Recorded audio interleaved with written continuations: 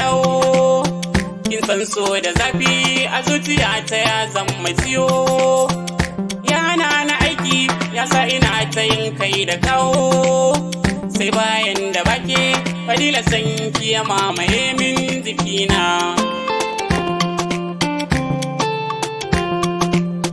Na san kin kula ni kin mini kauna marar adadi.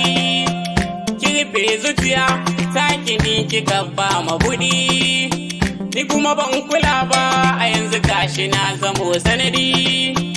Kin yi nisa Fadila kin yi min nisa dawo dawo.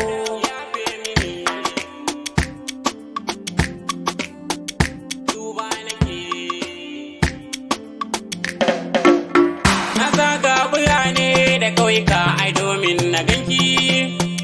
Lungu da sako ta ko'ina wajen ƙawayenki. Amma babu amsa Fadila wai ta ya zana ganki. Kukan zuciya nake ta yi har ya fito a idanu.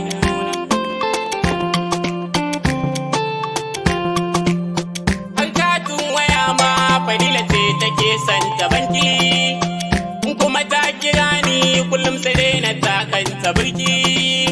Mun yi gamo a hanya da fara'ar ta sai na yi tsaki. Kana faɗa ko da wasa santa ban sa share na. Fadila sanki mamaya duba nake. Ta je gun abokai na duka sun kazanta da ita. Su kuma sun ka zo min duka suna faɗan ƙorafinta. A sanadin hakan ne wasu cikinsu har mun gabata. Domin na faɗa kuda da wasa santa ban sa share na.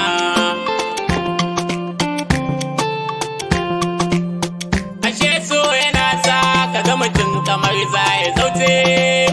Sanda ake faɗa min sai dai na ce da su kai ku kauce.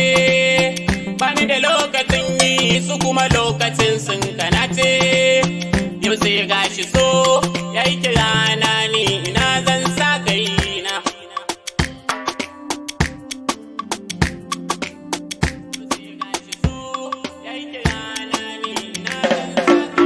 Na san kamar maraya in kika ganni kya tausaya min.